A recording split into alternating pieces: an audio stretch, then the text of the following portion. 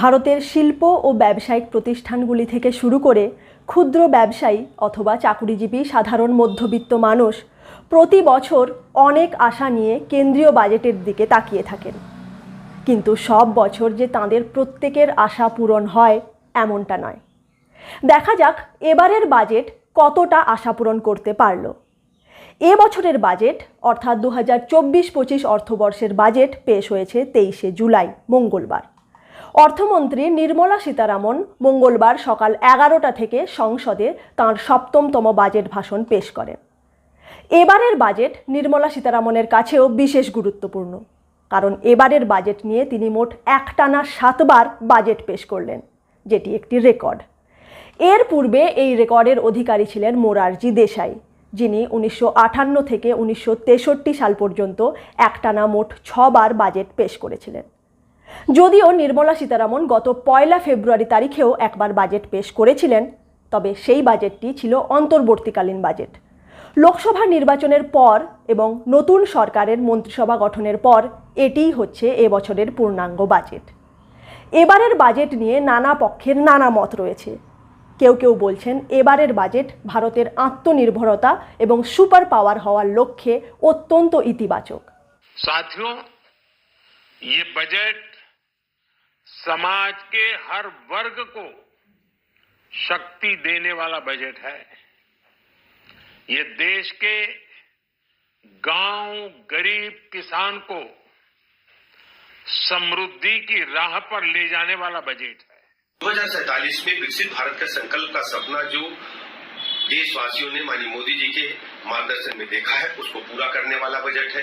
एक तरफ छात्रों की चिंता की गई है, किसानों को भी मजबूती देने का काम किया गया है, मध्यम वर्गीय लोगों के जीवन स्तर को ऊपर उठाने के लिए प्रावधान किए गए हैं। इस बजट में मातृशक्ति आगे बढ़ने की अमिट छाप है, तो कृषि विकास एवं किसानों की खुशहाली का आधार भी है। इसमें नौजवानों को आगे बढ़ने के लिए खुला आसमान है, तो गरीबों के चेहरे पर लाने वाली मुस्कान भी है। আবার কারো কারো মতে এবারের বাজেটে সেরকম উল্লেখযোগ্য কিছু নেই।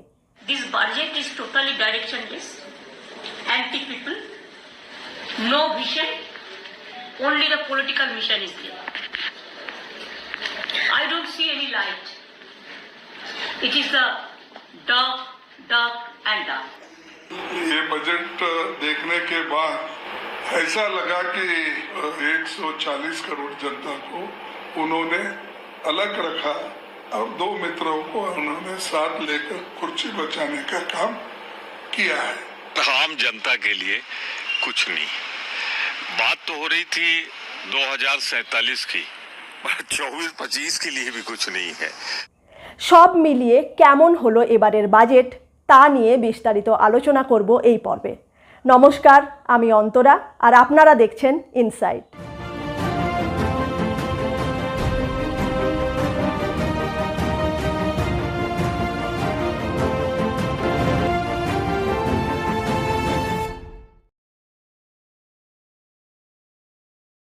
সংসদে এবারের বাজেট পেশ করার সময় কেন্দ্রীয় অর্থমন্ত্রী নির্মলা সীতারামন 1 ঘন্টা 23 মিনিটের বাজেট ভাষণের শুরুতে বলেন, সমাজের 4টি অংশের ওপর সরকারের ফোকাস রয়েছে এবং দেশের সর্বক্ষেত্রে উন্নতি ও অগ্রগতি বজায় রাখার জন্য, অর্থাৎ বিকশিত ভারত গড়ে তোলার জন্য 9টি অগ্রাধিকার ক্ষেত্র চিহ্নিত করা হয়েছে। অর্থমন্ত্রীর বক্তব্য অনুযায়ী সমাজের যে 4টি অংশের ওপর সরকারের সবচেয়ে বেশি নজর রয়েছে সেই 4টি অংশ হলো দরিদ্র, মহিলা, যুব এবং কৃষক। We need to focus on 4 major castes, namely the Garib, Mahilayen, Yuva and Annadata, the poor, women, youth and the farmer. আর যে 9টি প্রায়োরিটি বা অগ্রাধিকার ক্ষেত্র রাখা হয়েছে সেগুলি হলো কৃষির উৎপাদনশীলতা, কর্মসংস্থান এবং দক্ষতা, মানব সম্পদ উন্নয়ন, সামাজিক ন্যায় বিচার, উৎপাদন এবং পরিষেবা, এনার্জি সিকিউরিটি, পরিকাঠামো, নগর উন্নয়ন আর ইনোভেশন, রিসার্চ এবং ডেভেলপমেন্ট।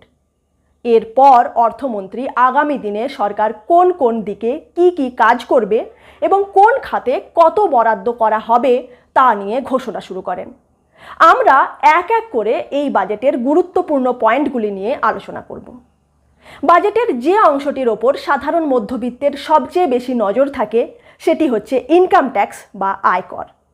এবারের বাজেটে ইনকাম ট্যাক্সের ওপর কিছুটা হলেও ছাড় দেওয়া হয়েছে, তবে এই ছাড় শুধুমাত্র নিউ ইনকাম ট্যাক্স রেজিমের ওপরেই দেওয়া হয়েছে। রিভাইজ ট্যাক্স স্ল্যাব অনুযায়ী বার্ষিক 3 লক্ষ টাকা পর্যন্ত আয়ে কোনো আয়কর দিতে হবে না। বার্ষিক 3 থেকে 7 লক্ষ টাকা পর্যন্ত আয়ে 5% হারে ইনকাম ট্যাক্স দিতে হবে। 7 থেকে 10 লক্ষ টাকা পর্যন্ত আয়ে 10% হারে ইনকাম ট্যাক্স দিতে হবে। বার্ষিক আয় 10 থেকে 12 লক্ষ হলে ইনকাম ট্যাক্স দিতে হবে 15% হারে। 12 থেকে 15 লক্ষ আয়ে ইনকাম ট্যাক্স দিতে হবে 20% হারে।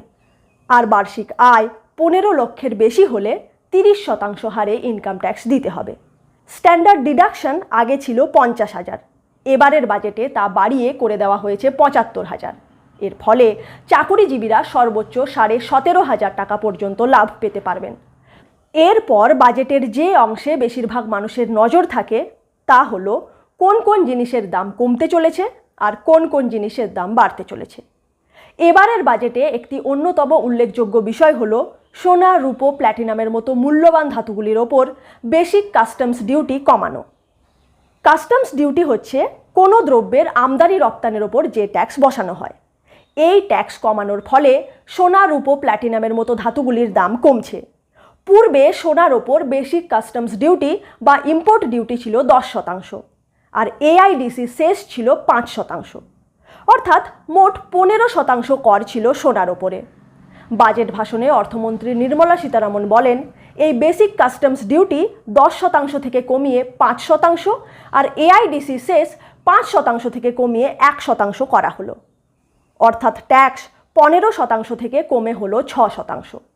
ওয়ার্ল্ড গোল্ড কাউন্সিলের ভারতে অবস্থিত রিজিওনাল শাখার সিইও সচিন জৈন বলেন, পূর্বে সোনার ওপর জিএসটি সহ মোট ট্যাক্স ছিল 18.5%, এখন সেই পুরো ট্যাক্স কমে হলো 9%। তাই অর্থমন্ত্রীর ঘোষণার পর মঙ্গলবার সন্ধে থেকে সোনার দাম কমেছে। বিশেষজ্ঞদের মতে পূর্বের দামের থেকে 9% সস্তা হচ্ছে সোনা, আর এতে ক্রেতারা প্রায় 6,000 টাকা লাভ পাবেন। এছাড়া দাম কমার ফলে সোনার চোরাচালান খানিকটা হলেও কমবে বলে মনে করা হচ্ছে। সোনার সাথে রূপো এবং প্লাটিনামের ওপরেও কাস্টমস ডিউটি কমানো হয়েছে, ফলে এই ধাতুগুলির দামও কমেছে। এছাড়া মোবাইল ফোন, চার্জার এবং অ্যাক্সেসরিজের ওপর শুল্ক 15% কমানো হয়েছে, ফলে এদের দামও কমছে। সেই সাথে দাম কমছে সোলার প্যানেল, 25টি গুরুত্বপূর্ণ খনিজ পদার্থ এবং চর্মজাত সামগ্রীর। ক্যান্সারের চিকিৎসায় ব্যবহৃত হওয়া 3টি ওষুধের ওপর থেকে বেসিক কাস্টমস ডিউটি তুলে নেওয়া হয়েছে, ফলে এই ওষুধগুলির দামও কমছে। তবে সরকার টেলিকম সামগ্রীগুলির ওপর শুল্ক 10% থেকে বাড়িয়ে 15% করেছে। নন বায়োডিগ্রেডেবল প্লাস্টিক ও অ্যামোনিয়াম নাইট্রেটের ওপরও শুল্ক বৃদ্ধি করা হয়েছে, ফলে এই সব সামগ্রীগুলির দাম বাড়ছে। বাজেটে ঘোষণা করা হয়েছে শহরাঞ্চলে বসবাসকারী 1 কোটি দরিদ্র মানুষের জন্য প্রধানমন্ত্রী আবাস যোজনার মাধ্যমে ঘর নির্মাণ করা হবে, যে জন্য খরচ হবে 10 লক্ষ কোটি টাকা। এর মধ্যে পরবর্তী 5 বছরে কেন্দ্র সরকারের তরফ থেকে 2.5 লক্ষ কোটি টাকা বরাদ্দ করা হবে। এবার আসি কৃষিক্ষেত্রের কথায়। এবারের বাজেট কৃষকদের হতাশ করেছে। যদিও অর্থমন্ত্রী নির্মলা সীতারামন তার ভাষণে বলেন, সরকার যে 4টি ক্ষেত্রে বিশেষ ফোকাস রেখেছে তার মধ্যে একটি হচ্ছে কৃষক। তবুও কৃষকদের যেটি সবচেয়ে বড় ডিমান্ড ছিল, সেই ন্যূনতম সহায়ক মূল্য বা এমএসপি নিয়ে এবারের বাজেটে তিনি কোনো কথা বলেননি। তবে কৃষি এবং তার সাথে সম্পর্কিত বিভিন্ন সেক্টরের জন্য 1,52,000 কোটি টাকার বাজেট বরাদ্দ করা হয়েছে, যেখানে গত বছর এই বরাদ্দের পরিমাণ ছিল 1,25,000 কোটি টাকা। বাজেটে বলা হচ্ছে 5টি রাজ্যে নতুন কিষাণ ক্রেডিট কার্ড জারি করা হবে। বিদেশ থেকে ভোজ্য তেল আমদানি কমাতে সরষে, বাদাম, তিল, সয়াবিন এবং সূর্যমুখীর মতো তৈলবীজের উৎপাদনের ক্ষেত্রে আর এদের উৎপাদকদের জন্য একটি আলাদা কার্যনীতি নেওয়া হবে। আর ন্যাচারাল ফার্মিং বা অর্গানিক ফার্মিং, অর্থাৎ রাসায়নিক সার কীটনাশক ছাড়াই জৈব সার কীটনাশকের ব্যবহার করে ফসল উৎপাদনের জন্য আগামী 2 বছর কৃষকদের এই বিষয়ে প্রশিক্ষণ আর সহায়তা দেওয়া হবে বলে বাজেটে বলা হয়েছে। পরের পয়েন্ট, কর্মসংস্থান। এবারের লোকসভা নির্বাচনে কর্মসংস্থান একটি বড় ইস্যু ছিল, তাই অনুমান করা হচ্ছিল এ নিয়ে সরকার কোনো না কোনো নতুন পদক্ষেপ গ্রহণ করবে। গত 22শে জুলাই পার্লামেন্টে 2023-24 অর্থবর্ষের ইকোনমিক সার্ভে রিপোর্ট পেশ করা হয়, যেখানে বলা হয় দেশের অর্থনৈতিক অবস্থার উন্নতি ঘটানোর জন্য 2030 সাল পর্যন্ত প্রতি বছর 78.5 লক্ষ বা বলা ভালো 80 লক্ষ কর্মসংস্থান সৃষ্টি করার প্রয়োজন রয়েছে। তাই গতকালের বাজেট ভাষণে কর্মসংস্থান নিয়ে অর্থমন্ত্রী 3টি বড় ঘোষণা করেন। এদের নাম দেওয়া হয়েছে employment linked incentive scheme ABC। Scheme এতে বলা হচ্ছে দেশের সমস্ত ফর্মাল সেক্টরে যে সমস্ত যুবক যুবতীরা প্রথমবার কাজে যোগ দেবে এবং যাদের বেতন প্রতি মাসে 1 লক্ষ টাকার মধ্যে থাকবে, সেই সব যুবক যুবতীদের 3টি কিস্তিতে মোট 15,000 টাকার আর্থিক সাহায্য দেওয়া হবে। স্কিম বিতে বলা হচ্ছে ম্যানুফ্যাকচারিং সেক্টরের কোম্পানিগুলি যাতে কর্মসংস্থানের সৃষ্টি করে তার জন্য ইনসেন্টিভের ব্যবস্থা করা হবে। কর্মচারী এবং কর্মদাতা এই দুপক্ষকেই তাদের EPFO কন্ট্রিবিউশনে 4 বছরের জন্য ইনসেন্টিভ দেওয়া হবে। আর স্কিম সিতে বলা হচ্ছে যদি কোনো কোম্পানি সর্বোচ্চ 1 লক্ষ মাসিক বেতনে যুবক যুবতীদের কাজে নিয়োগ করে তাহলে সরকার ওই কোম্পানিকে 2 বছরের জন্য প্রতি ব্যক্তি পিছু মাসে 3,000 টাকা করে তাদের EPFO কন্ট্রিবিউশনে সহায়তা দেবে। এতে আশা করা হচ্ছে কোম্পানিগুলি আরও নতুন নতুন চাকরি দেওয়ার ক্ষেত্রে উৎসাহী হবে। তবে এই 3টি স্কিমে সহায়তা পাওয়ার একটি শর্ত রয়েছে, যে কোম্পানিগুলির কর্মচারীরা যেন EPFO অর্থাৎ এমপ্লয়িজ প্রভিডেন্ট ফান্ড অর্গানাইজেশনে নথিভুক্ত থাকে। স্কিল ডেভেলপমেন্টের জন্য দেশের 1 কোটি যুবক যুবতীদের ফরচুন 500 কোম্পানিগুলিতে অর্থাৎ 500টি বড় বড় কোম্পানিতে ইন্টার্নশিপ করার সুযোগ করে দেবে সরকার। এই ইন্টার্নশিপের সময় প্রতি মাসে 5,000 টাকা করে ভাতা এবং এককালীন 6,000 টাকার সহায়তা দেওয়া হবে। আপনাদের যদি মনে থাকে, এই ইন্টার্নশিপের কথা কংগ্রেস তার ম্যানিফেস্টোতে বলেছিল, তবে সেখানে বছরে 1 লক্ষ টাকা ভাতার কথা বলা হয়েছিল। অবশ্য সরকারের এই ঘোষণা নিয়ে বিভিন্ন মহলে আলোচনা শুরু হয়েছে, কারণ 1 কোটি যুবক যুবতীদের জন্য এই সব বড় বড় কোম্পানিগুলিতে ইন্টার্নশিপের ব্যবস্থা করা এক প্রকার অসম্ভব ব্যাপার। যদি এই সব কোম্পানিগুলির চাকরিতে নিয়োগ করার পরিসংখ্যান দেখা হয় তাহলে দেখা যাবে পুরো বিশ্ব জুড়ে 3 কোটি নিয়োগও এরা করে না। তাহলে সরকার ভারতের 1 কোটি যুবক যুবতীদের ইন্টার্নশিপের ব্যবস্থা কিভাবে করবে, এর উত্তর আমাদের জানা নেই।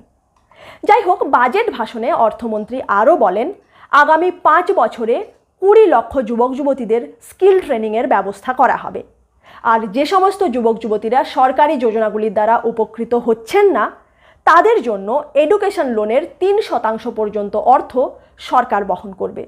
তবে এই এডুকেশন লোনের একটি সীমা রয়েছে, 10 লক্ষ টাকা পর্যন্ত লোনের 3% দেবে সরকার। আর এই সুবিধা প্রতি বছর 1 লক্ষ স্টুডেন্টকে দেওয়া হবে। দেশের সুরক্ষা খাতে খরচের জন্য স্বরাষ্ট্র মন্ত্রকের দপ্তরকে 2 লক্ষ কোটি টাকার বাজেট বরাদ্দ করা হয়েছে, যার মধ্যে 1,43,000 কোটি টাকা বরাদ্দ হয়েছে CRPF, CISF এবং BSF এর মতো কেন্দ্রীয় বাহিনীর জন্য, যারা আভ্যন্তরীণ সুরক্ষা এবং সীমান্ত রক্ষার কাজে যুক্ত। এবার সেই 2টি রাজ্যের কথায় আসি যাদের বরাদ্দ নিয়ে বাজেট আসার আগে থেকেই অনেক অনুমান করা হচ্ছিল, আর বাজেট পেশের পর এদের বরাদ্দ নিয়ে অনেক আলোচনা হচ্ছে। সেই 2টি রাজ্য হচ্ছে বিহার এবং অন্ধ্রপ্রদেশ। বিহারের ক্ষমতাসীন দল JDU এবং অন্ধ্রপ্রদেশের তেলেগু দেশম পার্টি NDA জোটের অন্যতম গুরুত্বপূর্ণ শরিক। তাই অনুমান করাই হচ্ছিল যে এবারের বাজেটে নীতিশ কুমার এবং চন্দ্রবাবু নাইডুর রাজ্যের জন্য যথেষ্ট বরাদ্দ করা হবে। ঠিক সেভাবেই কেন্দ্র সরকার বিহারের জন্য 26,000 কোটি টাকা এবং অন্ধ্রপ্রদেশের জন্য 15,000 কোটি টাকার বাজেট বরাদ্দ করেছে। বিহারকে বিশেষ রাজ্যের মর্যাদা না দেওয়া হলেও এর জন্য কয়েকটি বিশেষ ঘোষণা করা হয়েছে। যেমন গয়াতে বিষ্ণুপদ মন্দির ও মহাবোধি মন্দির করিডোর নির্মাণ করা হবে, 3টি এক্সপ্রেসওয়ে নির্মাণ করা হবে, নালন্দা আর রাজগীরের উন্নতির জন্য বিশেষ পদক্ষেপ গ্রহণ করা হবে, বন্যা রোধে কেন্দ্র সরকার নেপাল সরকারের সাথে মিলে কার্যকরী পদক্ষেপ গ্রহণ করবে। এছাড়াও বিহারে এয়ারপোর্ট, মেডিকেল কলেজ এবং স্পোর্টস কলেজ খোলারও ঘোষণা করা হয়। এবার আসি অন্ধ্রপ্রদেশের কথায়। অন্ধ্রপ্রদেশের জন্য বড় সাহায্যের ঘোষণা করা হয়েছে। অন্ধ্রপ্রদেশ রেকগনাইজেশন অ্যাক্টের মাধ্যমে রাজধানী অমরাবতীর ডেভেলপমেন্টের জন্য অন্ধ্রপ্রদেশ সরকারকে 15,000 কোটি টাকার বিশেষ আর্থিক প্যাকেজ দেওয়ার ঘোষণা করা হয়েছে এবারের বাজেটে। এছাড়াও অন্ধ্রপ্রদেশের 3টি জেলার জন্য ব্যাকওয়ার্ড রিজিয়ন গ্র্যান্ট মঞ্জুর করা হবে এবং পোলাভরম ইরিগেশন প্রজেক্টের জন্য অর্থ সাহায্যও করা হবে। এছাড়া ডেভেলপড ইন্ডিয়া বা বিকশিত ভারত নির্মাণের লক্ষ্যে সরকার পূর্বোদয় নামে একটি ডেভেলপমেন্ট স্কিম চালু করতে চলেছে, যার মাধ্যমে ইস্টার্ন স্টেটগুলিতে হিউম্যান রিসোর্স ডেভেলপমেন্ট এবং পরিকাঠামো উন্নয়নের মাধ্যমে ইকোনমিক অপরচুনিটি জেনারেট করা হবে। এই পূর্বোদয় স্কিমের আন্ডারে রয়েছে 5টি রাজ্য: বিহার, ঝাড়খণ্ড, পশ্চিমবঙ্গ, উড়িষ্যা এবং অন্ধ্রপ্রদেশ। যদিও অন্ধ্রপ্রদেশ ভারতের দক্ষিণ ভাগে অবস্থিত, তাও পূর্বোদয় স্কিমের ক্ষেত্রে অন্ধ্রপ্রদেশকেও পূর্ব ভাগে ধরা হয়েছে। এর কারণ অবশ্যই আপনারা বুঝতে পারছেন। পরিকাঠামো উন্নয়নের জন্য অমৃতসর কলকাতা ইন্ডাস্ট্রিয়াল করিডোর নির্মাণ করা হবে, আর বিহারের গয়া শহরকে ইন্ডাস্ট্রিয়াল নোড হিসেবে ডেভেলপ করা হবে বলে বাজেটে ঘোষণা করা হয়েছে। এফডিআই অর্থাৎ ফরেন ডাইরেক্ট ইনভেস্টমেন্ট বাড়ানোর জন্য এবারের বাজেটে ফরেন কোম্পানিগুলির ওপর কর্পোরেট ট্যাক্স 40% থেকে কমিয়ে 35% করা হয়েছে। কারণ রিজার্ভ ব্যাঙ্ক অফ ইন্ডিয়ার দেওয়া তথ্য অনুযায়ী 2024 অর্থবর্ষে এফডিআই 62% কমে গিয়েছে, যা 2007 সালের পর থেকে সবচেয়ে কম। অপরদিকে 2023-24 অর্থবর্ষের ইকোনমিক সার্ভে রিপোর্টে বলা হয়েছে ফরেন ডাইরেক্ট ইনভেস্টমেন্ট বাড়ানোর জন্য চীনা কোম্পানিগুলিকে ভারতে আসার জন্য উৎসাহিত করতে হবে। এদিকে চীনের সাথে সীমান্ত নিয়ে সমস্যার এখনও সমাধান হয়নি, তাই কিছু বিশেষজ্ঞ চীন নিয়ে ভারত সরকারের এই নীতির সমালোচনা করছেন। এবার আসি শেয়ার বাজারের কথায়। বাজেটের পর শেয়ার বাজারে পতন দেখা যাচ্ছিল। অর্থমন্ত্রী নির্মলা সীতারামনের বাজেট ভাষণ শেষ হওয়ার সাথে সাথে সেন্সেক্স 1000 পয়েন্ট নিচে পড়ে যায়। সেভাবে নিফটিও 200 পয়েন্ট নিচে পড়ে যায়। অবশ্য কিছু সময় পর বাজার খানিকটা হলেও সামলে নেয়। শেয়ার বাজার পতনের কারণ আশা করা হচ্ছিল হয়তো সরকার জিএসটি কমাতে পারে অথবা প্রাইভেট সেক্টরের জন্য কোনো বড় ঘোষণা করতে পারে, কিন্তু সোনার উপর মতো কয়েকটি দ্রব্যের ওপর কর ছাড় বাদে সরকার আর কোনো বড় ঘোষণা করেনি যাতে শেয়ার মার্কেটের বৃদ্ধি ঘটতে পারে। উপরন্তু আয়করের ক্ষেত্রেও সেরকম কোনো সুবিধে দেওয়া হয়নি যাতে মধ্যবিত্তের হাতে শেয়ার মার্কেটে ইনভেস্ট করার মতো অর্থ খুব বেশি বাঁচতে পারে। অপরদিকে শেয়ার এবং মিউচুয়াল ফান্ড ইনভেস্টরদের ওপর করের হার বাড়ানো হয়েছে। ফিউচার অ্যান্ড অপশন ট্রেডিংয়ের ওপর সিকিউরিটি ট্রানজ্যাকশন ট্যাক্স দ্বিগুণ করে দেওয়া হয়েছে। সেই সাথে লং টার্ম ক্যাপিটাল গেইনের ক্ষেত্রে ট্যাক্স 10% থেকে বাড়িয়ে 12% করা হয়েছে এবং শর্ট টার্ম ক্যাপিটাল গেইনের ক্ষেত্রে 15% থেকে বাড়িয়ে 20% করা হয়েছে। এছাড়াও পুরো বাজেট বিশ্লেষণ করে দেখা যাচ্ছে আরও একটি বেশ বড় পরিবর্তন ঘটেছে। নন ফিনান্সিয়াল অ্যাসেট অর্থাৎ জমি, বাড়ি, ফ্ল্যাট ইত্যাদি বিক্রয়ের ক্ষেত্রে long term capital gain tax 20% থেকে কমিয়ে 12.5% করা হয়েছে। এ পর্যন্ত দেখে মনে হতে পারে যে জমি, বাড়ি, ফ্ল্যাট বিক্রি বাবদ আরও বেশি অর্থ মানুষের হাতে আসবে, কিন্তু এতে আরও একটি পরিবর্তন করা হয়েছে। কি পরিবর্তন তা একটি উদাহরণের মাধ্যমে বোঝা যাক। ধরুন আপনার একটি ফ্ল্যাট রয়েছে যেটি 2001 সালের আগে কেনা। ধরুন সে সময় তার দাম ছিল 5 লক্ষ টাকা। এবার আপনি এখন সেটি বিক্রি করছেন 30 লক্ষ টাকায়। আগের নিয়মে এর ওপর কত ট্যাক্স সরকারকে দিতে হবে তার হিসেব কিভাবে করা হতো? আপনার সেই ফ্ল্যাটের দাম 2001 সালে কত ছিল তার মূল্যমান নির্ধারণ করতে হতো। এক্ষেত্রে ধরুন সেটি 5 লক্ষ টাকা। সেই 5 লক্ষ টাকা ইনফ্লেশন বেসড শিডিউলে ফেলে দেখা হতো এতদিনে তার দাম কত বৃদ্ধি পেয়েছে। ধরুন কস্ট ইনফ্লেশন ইন্ডেক্স অনুযায়ী সেই ফ্ল্যাটের দাম হয়েছে 20 লক্ষ টাকা। আপনি ফ্ল্যাটটি বিক্রি করেছিলেন 30 লক্ষ টাকায়। তাহলে 30 লক্ষ থেকে 20 লক্ষ বাদ দিলে থাকছে 10 লক্ষ টাকা। এটি আপনার ক্যাপিটাল গেন। এই 10 লক্ষ টাকার ওপরেই 20% হারে সরকারকে ট্যাক্স দিতে হতো। অর্থাৎ সরকারকে ট্যাক্স দিতে হতো 2 লক্ষ টাকা। কিন্তু পরিবর্তিত নিয়ম অনুযায়ী এবার থেকে এর হিসেব অন্যভাবে করা হবে। আপনি ফ্ল্যাটটি কিনেছিলেন 5 লক্ষ টাকায় আর এখন বিক্রি করছেন 30 লক্ষ টাকায়। অর্থাৎ ফ্ল্যাটটি বিক্রি বাবদ আপনার লাভ হলো 30 - 5 মানে 25 লক্ষ টাকা। এখন থেকে এই 25 লক্ষ টাকার ওপরেই 12.5% হারে ট্যাক্স সরকারকে দিতে হবে। অর্থাৎ সেই 30 লক্ষ টাকার ওপর সরকার ট্যাক্স পাবে 3,12,500 টাকা। এবার এই পরিবর্তনের প্রভাব রিয়েল এস্টেট সেক্টরের ওপর কতটা পড়বে আগামী দিনেই তা বোঝা যাবে। এই ছিল বাজেট নিয়ে আমাদের সামগ্রিক আলোচনা। এ বিষয়ে আপনারা কি মনে করছেন এবং কোনো গুরুত্বপূর্ণ বিষয় এই আলোচনা থেকে বাদ পড়ল কিনা সে নিয়ে আপনারা আলোকপাত করলে আমরা সমৃদ্ধ হব। দেখা হচ্ছে আগামী দিনে নতুন কোনো বিষয় নিয়ে। ভালো থাকুন, সুস্থ থাকুন, ধন্যবাদ।